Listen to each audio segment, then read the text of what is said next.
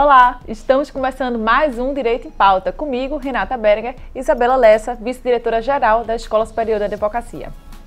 No programa de hoje, vamos receber duas feras, Carol Vasconcelos e Gustavo Lapa, para discutir sobre empreendedorismo jurídico. E aí, Renata? É um tema bastante alto, né? Muita gente decidiu empreender nos últimos anos, principalmente no tempo de pandemia. E empreendedorismo jurídico tem aquele romantismo, né? Muita gente vem romantizando também esse tema como se fosse algo bem simples e fácil. Gustavo, vou aproveitar esse gancho para te fazer uma pergunta. Fala sobre os primeiros desafios do empreendedor jurídico. Olá, satisfação estar conversando com vocês aqui sobre esse tema. Realmente é algo que eu acredito que os estudantes de Direito ultimamente têm tido essa dúvida muito forte, principalmente assim que eles se formam. De fato, existe um romantismo nesse termo. Hoje em dia é muito romantizado a ideia de você se formar e já ingressar abrindo seu próprio escritório, mas é bom a gente sempre deixar claro que isso não é um caminho exclusivo dos estudantes, e advogados recém-formados. É natural que o empreender é muito visto como pensar fora da caixa, mas isso não significa dizer que você tem que abrir seu escritório do zero. Existem alternativas, a advocacia é um caminho maravilhoso e a pessoa pode ser um excepcional advogado em uma estrutura já montada, uma estrutura já consolidada. O empreendedor, além de ser um advogado, ele também é exigido dele uma série de características e eu acredito que no papo de hoje a gente vai conseguir descortinar várias delas aqui, que sem dúvida é importante que ele busque esse autoconhecimento também para ele entender quais são as aptidões que ele tem melhor e as outras atividades ele vai lapidando com o tempo. O ser empreendedor exige muito mais do que simplesmente só advogar. Isso a gente aprende bastante na faculdade, mas o empreender é necessário que o advogado realmente pense além. E eu acho que o advogado recém-formado ele vai precisar gastar um tempo refletindo sobre esse ponto e se de fato esse for o caminho que ele optar por trilhar, é uma jornada imensa e que é bastante gratificante. E aí, Carol, o que você falaria para esse jovem que pensa em empreender? Então, eu acho que de toda forma o empreendedorismo, as noções de empreendedorismo, elas têm que estar presentes para qualquer profissional e eu acho que não é outro motivo porque o jovem advogado hoje busca conhecer e falar tanto em empreendedorismo jurídico. Nós não vimos na faculdade, nós não somos preparados na faculdade para sermos gestores.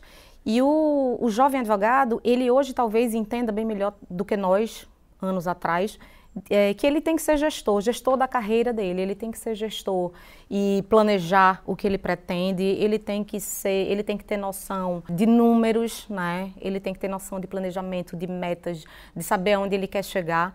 Isso que Gustavo colocou, o jovem advogado talvez não queira, por não ter aptidão ou por não gostar, ser empreendedor. Embora, como eu estava conversando aqui com o Gustavo antes, existem estudos de inovação que dizem que no futuro todos seremos, de uma forma ou de outra, empreendedores. Mas eu gosto de ler isso como empreendedor de carreira. Então, a gente tem que entender como é que se planeja uma carreira, como é que se olha para os números numa carreira e, de certa forma, isso é empreender. Empreender não é só para jovens advogados, como vocês estão falando, também faz parte da carreira jurídica essa compreensão de gestão, é algo muito mais amplo. Como foi seu despertar para o empreendedorismo jurídico? Porque tem tanta gente que se acostuma ou se familiariza a ingressar no escritório de advocacia através de, ou pelo vínculo empregatício ou associado, que nem atenta que essa é uma possibilidade também. O meu despertar para o empreender foi atrelado às experiências que eu tive, Então eu fui aquele estudante de direito que não tinha ninguém na área jurídica, então eu fui sempre sendo levado pelas minhas experiências de estágio. Eu estagiei na AGU, eu queria ser AGU, eu estagiei na PFN, eu queria ser PFN. E aí eu fui estagiar no escritório de advocacia e aquela correria realmente, aquela dinâmica, o dia a dia de fato me encantou. E aí, passado o entendimento de que eu queria de fato advogar, eu me vi nessa bifurcação que eu comecei falando, advogar em um escritório já montado ou abrir meu próprio escritório. E eu sempre tive muita vontade dessa sensação de você fazer e você se sentir assim merecedor e você buscar o resultado por conta do seu desempenho. Então eu sempre tive esse olhar assim de querer buscar o meu, de certa forma, isso antes até de direito.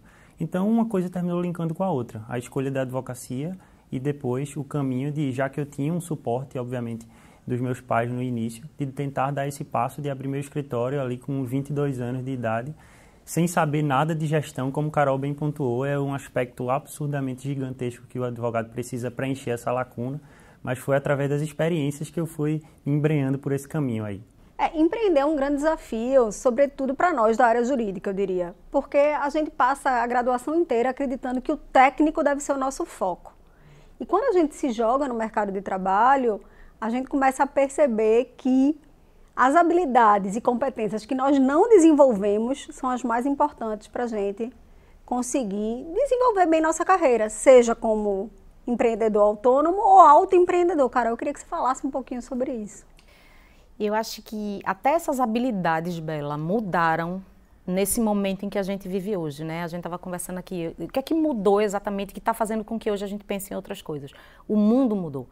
O advogado, ele é naturalmente resistente ao novo, né? Pesquisas da IBM, quando a IBM criou o Watson, ela viu que o advogado é um profissional resistente ao novo. Então, a gente se recusa, às vezes, a compreender que tudo está mudando.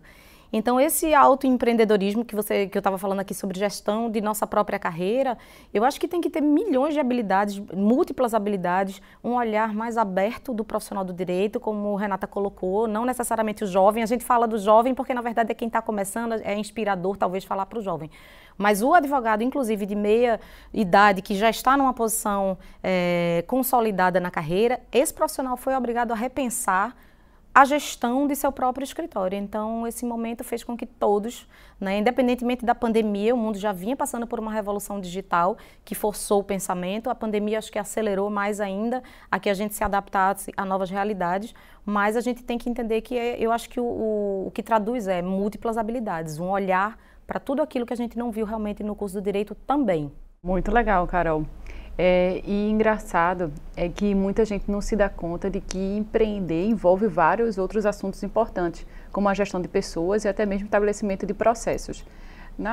Sobre o seu entendimento, Gustavo, suas experiências, você acha que qual o mais complicado? É a gestão de pessoas, porque querendo ou não você vai gerir, vai estar no dia a dia com o sócio, com o time, com os estagiários, enfim, até mesmo contrato com os servidores públicos, ou o estabelecimento de processos, atividades, rotinas dentro do dia a dia do escritório.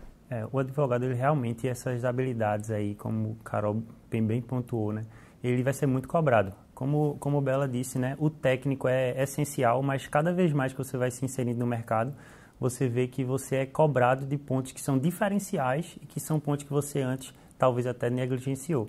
Então, eu passei por esse erro de, inicialmente, quando eu me formei, eu imaginei que a especialização fosse o caminho que ia resolver todos os problemas. Então, eu ingressei em uma pós-graduação, depois ingressei em um mestrado, enquanto parece que mais você vai se especializando, mais você vê que você deixou de lado uma série de habilidades. E eu acho que o advogado ele vai precisar focar muito também nisso, de como ele vai se tornar mais produtivo, como ele vai ter a cultura de organização, como a gente estava conversando aqui, eu e Carol, porque se ele não tiver isso consolidado, ele não vai ter depois como transmitir isso para as pessoas com as quais ele vai trabalhar.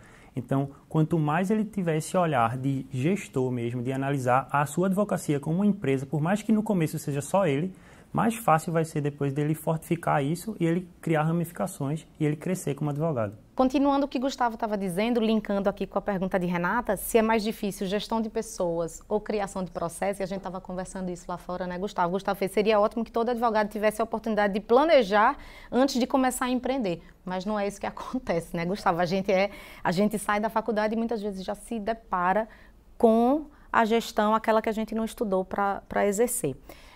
Eu acho, Renata, que tanto comunicação, tanto pessoas quanto processos, isso redunda numa palavra só, comunicação. É a forma como você compreende a comunicação que vai fazer a diferença nesses novos formatos de escritórios, nos escritórios digitais, como é o caso do meu. A comunicação, ela tem que ser observada, estudada, analisada e aperfeiçoada todos os dias, porque é fundamental que você se comunique tanto com a equipe, quanto com o cliente, como você organize processos de comunicação e de trabalho para apresentar o resultado no final. Todos os projetos da escola para jovens advogados hoje em dia, eles focam muito mais nessas disciplinas, tanto a advocacia na prática como a residência jurídica, porque a gente percebeu que quando a gente lançava esse jovem no mercado, ele tinha uma outra grande dificuldade, gestão de tempo. Gestão de tempo é realmente o grande desafio das pessoas. O grande desafio das pessoas. Eu acho que quem não sabe gerir tempo não vai saber gerir nem suas pausas. né? E hoje que estamos todos trabalhando em home office, todos temos que compreender onde é que termina esse território do trabalho e ele reside no tempo, porque fisicamente estamos no mesmo ambiente, e onde é que vai começar o seu momento de lazer, o seu momento com a sua família. Então, gestão de tempo é fundamental para que você consiga ser produtivo nesse mundo digital de hoje. Aproveitar esse gancho de gestão do tempo, que é um assunto assim que todo mundo tem que conhecer, porque cada dia mais essa rotina intensa de trabalho que a gente tem merece uma administração que você consiga ter um dia a dia saudável, né? Eu vou perguntar para Gustavo. Gustavo, eu quero que você me diga se você investiu tempo em conhecimentos técnicos fora da área de direito que te auxiliou nessa vida de empreendedor jurídico. Porque muita gente se preocupa em uma pós sobre determinado ramo do direito e fica ali limitado a isso sem estudar que existem outras possibilidades, outras matérias que poderão contribuir na advocacia da gente também, que fogem do direito. Eu, como eu disse, né, eu realmente cometi esse erro de focar muito, acho que colocar todas as minhas expectativas na questão técnica e achava quanto mais eu fosse técnico, melhor. Só que com o tempo e com a evolução da própria advocacia, eu fui identificando que seriam outros pontos que eu precisava fortalecer, né? E eu comecei, de fato, a buscar cursos, palestras, especializações nessa questão de gestão, eu sempre gostei muito. E eu começava a perceber, desde quando a gente abriu o escritório, de que realmente você tem que pensar como uma empresa, né? Então, você tem que implementar esses processos bem estruturados, quando vocês só são os sócios, às vezes, no começo, de forma a geri-las melhor, né? Porque como os processos já vão estar bem definidos, você vai poder passar isso para os seus funcionários de uma forma mais adequada. Então, onde foi que eu foquei, né? Respondendo mais diretamente, foi realmente na questão de como manter a produtividade, como melhorar essa questão de comunicação, questão de inteligência emocional, que eu acho que para o advogado é absolutamente essencial. Nesse começo, né, a gente é colocado em um turbilhão de emoções, né? E quando a gente está falando tudo isso, de evidenciar até o despreparo do jovem advogado, às vezes a pessoa fica completamente perdida, né? Então foi muito isso, de gestão, produtividade, inteligência emocional, oratória. Então esses eu acho que foram os tópicos que eu foquei. Eu acho muito desafiador administrar todas essas personas, porque de repente você tem que ser Isabela advogada, Isabela sócia, Isabela gestora. A gente passou por uma imersão empresarial lá no escritório e cada uma das sócias recebeu uma atribuição de gestão específica. E, para mim, esse é o maior desafio. Como equilibrar o tempo entre essas pessoas e como essas pessoas são essenciais. Carol, você que faz isso há mais tempo, passa aqui umas dicas. Como é que a gente pode se organizar e ser bem em tantas pessoas diferentes para o nosso negócio? Você disse tudo. Se organizando. Organização é fundamental. Seja você o profissional que você resolva ser, né? Como o Gustavo disse, nem todo mundo pode querer empreender, seguir carreira pública, etc. Mas organização é fundamental. Então, se você não planeja e não organiza o mês, o ano, o semestre, o dia, a semana, você tem um jargão que o pessoal fala muito em gestão, que é aquilo que você não consegue enxergar, você não consegue controlar.